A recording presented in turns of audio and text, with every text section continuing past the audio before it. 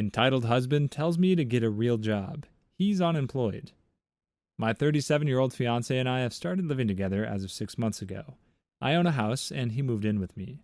I run an online business from home, which allows me to live rather comfortably.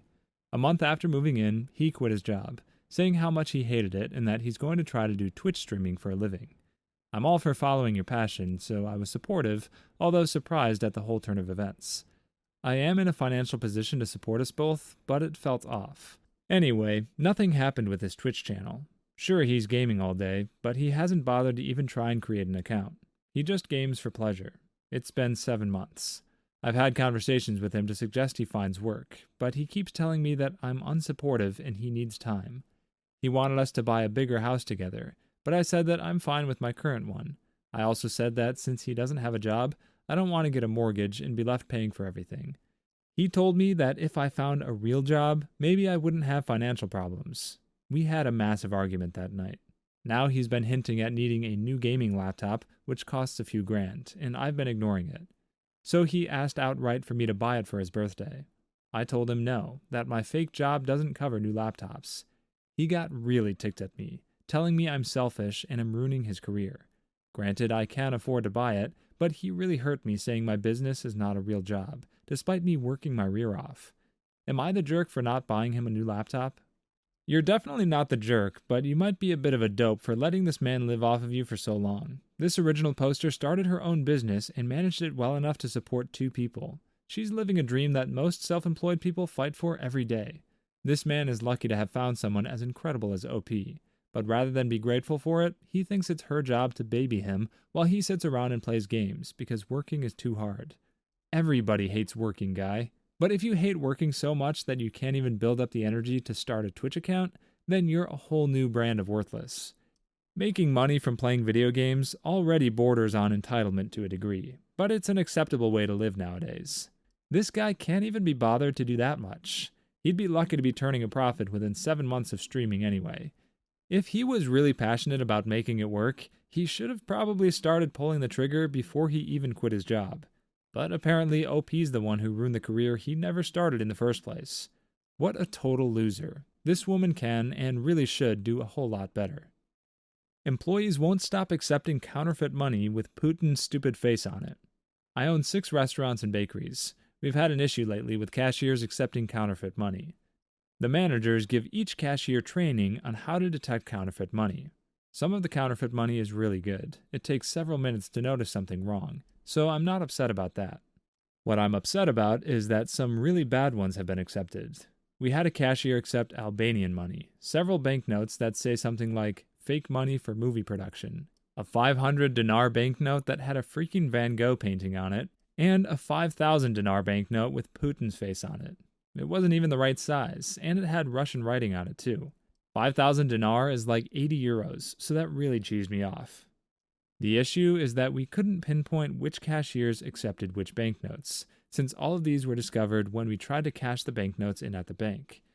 We didn't know when it happened. In total, over the past 3 weeks, we've had 25 fake bills, costing us like 400 euros. I had all my managers go through training with all the cashiers on how to verify bills, and I told them to check every single banknote over 100 dinar. I had my wife, sister, brother, and 2 friends go into all of our locations and use the exact same fake bills, as well as some really bad ones I made with my printer. I didn't use any of the good fakes. There were 30 purchases, and 4 cashiers accepted our fake notes 9 times. This was over a span of 3 days. They filmed it too. I immediately fired all the cashiers who accepted the fake money. I told them they're freaking incompetent donkey brains, especially the one who accepted the effing Putin money twice. She got really upset, saying that hurt and that she gets busy and can't check. I told her I don't give a crap what her excuse is for that. The employees who got fired said they made mistakes and they'll improve. I don't give a crap. I gave them a chance and they effed up. Some people are saying I'm being too harsh. The economy sucks hog. We've been struggling financially, and this crap can be the final straw which pulls us under. So am I the jerk for firing 4 cashiers because they accepted counterfeit money? For anyone wondering, this OP appears to live in North Macedonia. I was definitely wondering because it sounds like counterfeiting borders on a legitimate business there if his restaurants are taking fake money seemingly every day. That's unfortunate, but it doesn't change the fact that OP is the jerk here. Not just because he was way over the top when yelling at his cashiers, but because he only yelled at his cashiers. If you've never worked in a restaurant, you might not know how it works. But in most well-managed places, the cashiers aren't the last ones to count the money before it goes to the bank. If these fakes aren't getting detected until they get to the bank, it means one of two things. Either the managers aren't counting the money when they close at night, or they're no better at detecting fakes than the cashiers. And honestly, that would make a lot of sense. He says at the end that the businesses were already struggling. This OP can blame the economy all he wants, but plenty of well-run businesses are pulling through. It sounds like letting fakes slip through the cracks might not be his management's only weak point. My boyfriend eats so much, I have to hide my food like a paranoid squirrel. Food is a precious resource, and I feel so protective over it due to childhood trauma. My mother would take the best bits of my food, and it has left me with issues about sharing. I hoard and hide sweets because I'm worried someone will come and take them. My boyfriend seems to overindulge hugely on food. If we have any sweet treats in the house, he'll eat them in an instant. I hate it. We share a grocery budget, and he cooks delicious meals for the both of us often. He gives me portions of it for work as well. But he does often make my portions worse than his. For example, he'll give me the plate with the smallest amount of the yummiest bits of food, such as meat, cheese, and so on. It makes me furious, and I'm so frustrated that I can't keep things in the house without him gorging on them. He has issues with food and thinks he needs to eat every last scrap of everything. If he's full up, he'll continue to stuff his face as much as possible until all of the food is gone. Obviously, this makes me even more irate, as he's not even hungry when he's doing this. The issue has built to the point that if I cook something for both of us, I don't want to share any of the food with him. I want to give myself huge portions and keep it all for myself. I know we share a grocery budget, but I've become so protective of my food around him now. I'm fed up with waking up, coming into the kitchen, and finding him eating a fistful of something I made the night before. I refused to share my food with him last night, and I'm making myself food and hiding it. He found some of my food stashed away, and was angry with me being selfish and hiding food. Am I the jerk here? You're the jerk for being old enough to hold down a job and still using words like yummiest. But on a serious note, I'm not sure either one of you are jerks. You are, however, a boiling hot mess. I really don't want to be disrespectful because I know there are plenty of adults out there who struggle with food issues. But when you have the self-awareness to write about them like this and connect them to your childhood, then you have the self-awareness to have started doing something about them. If neither OP nor her boyfriend are making that effort, then they're both part of the problem. He needs to see someone for his binge eating, and he might even want to consider an Overeaters Anonymous meeting. The general recommendation is to attend 6 meetings before deciding whether you belong there or not. As for OP, she really needs to look at why she considers food such a precious resource. Yes, there are starving people out there, but there are also food banks with so much extra stock that everything they can't donate winds up getting thrown away. In a world that wastes countless quantities of food daily, she's hiding it around the house like an alcoholic hides wine bottles. It's not like these people are farmers who need to worry about a plague of locusts showing up any day now. You'll both survive. Work out your issues and maybe find relationships with people who don't share them because you clearly aren't helping each other. My decrepit mother-in-law wants my wedding day to be all about her. I've been engaged to my lovely fiancé for a few months now. Everything has been perfect. My family absolutely adores him, and his family is just the kindest. They're so comforting to be around, and they welcome me with open arms. But here's the problem. Aside from me and my fiancé getting married, so is his 56-year-old mother, which I've never had a problem with. In fact, I'm very happy for her. We've been planning our weddings together, and it's just been such a delight. We've bonded so much from these meetups, and I've learned so much about her. At one of our meetups, she brings up having our weddings combined together, stating she wants to so we can experience the same love. I say no to this, because I'm not comfortable with sharing my wedding with someone else, due to the fact my wedding is supposed to be about me and my fiancé only. I tell her that I'm not comfortable with that thought, and it would just be better if our weddings stayed separate. She said she understands, but keeps on pushing with the matter. It got to the point where I burst and told her that I'm not comfortable with sharing my wedding with someone who's 21 years older than me and on their 3rd marriage. She began uncontrollably sobbing, telling me I'm a nasty biscuit that can't take care of myself. She informed her family and mine about what happened and also posted about the issue on Facebook, saying that I'm going to be a cruddy wife to my husband and an even worse mom to his kids. My husband and his family are absolutely outraged with me. Meanwhile, some people are on my side. So am I the jerk? You both suck Jordan almonds. Let's start with the mother-in-law. She asked to combine the weddings, and she was told no. That should have been the end of it. If someone's okay with sharing their wedding, that's great. It happens all the time. And I honestly don't get why people treat weddings like it's all about shining a spotlight on the couple. It really should be about celebrating your love with people you care about. It's 2022, and we can't take the ego out of this stupid tradition, but whatever.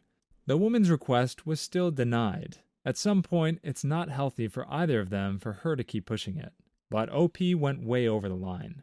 Her mother-in-law really isn't that old. She's barely older than Paul Rudd. So the jab at her age was unnecessary, and the jab at her past marriages makes it sound like she expects this one to fail as well. Maybe that's not what she meant, but that's how it sounds. The ongoing pressure from her mother-in-law doesn't excuse it. Just because she said no before doesn't mean she said it assertively. She doesn't need to skip right ahead to this kind of aggression. Of course, that goes both ways, because the mother-in-law didn't need to slam OP's future parenting abilities on social media. Both these women just went nuclear and possibly ruined their relationship in the process. What is it you say to brides on their wedding day? Good luck? Well, if this is how you both treat people, you'll need it. My sister's vegan family ate tons of meat, and she keeps blaming me for it. I'm one of 6 kids. My sister has been a vegan since high school, and our family has been supportive ever since. Her 4 children, 2 boys and 2 girls, have also been raised vegan and sugar-free. I decided to throw our mother a surprise birthday party. My sister and her family are the only ones that are vegans, so I chose to have both a vegan caterer and a non-vegan caterer. The tables of food were labeled as well, so there were no mix-ups. Well, the day of my mother's party, it was beautiful. Our mother was surprised, and we were enjoying ourselves. I got up to fix my father a plate. When I was passing the children's table and asked them if they were enjoying themselves, they all answered yes. The moment I'm headed back to take my father his plate, I heard my sister practically hollering at the top of her lungs. Her children had sneakily eaten meat, tacos, chicken, and steak. They also ate sugar, cookies, juice drinks, candy, ice cream, cupcakes, and birthday cake. She blamed me for purposefully letting them eat it. I told her I had no idea they were eating non-vegan food. While I did walk by while they were eating, I didn't pinpoint their plates to make sure. Now, while the youngest may not know any better, her oldest 3 did. Furthermore, she's their mother, and it was her and her husband's job to make sure they followed her rules. Her husband didn't make a big deal about it, mostly because he scarfed down 2 ribeyes and some chicken behind her back. But that's not my business. There was no way they mistook the non-vegan food for vegan when each table was labeled with big signs like vegan chicken, vegan cauliflower pizza, or sugar-free vegan chocolate cake. She ranted and raved about me letting them do this and that they could get sick from it. I understood her worry, but this wasn't my fault. Thankfully, they didn't get sick.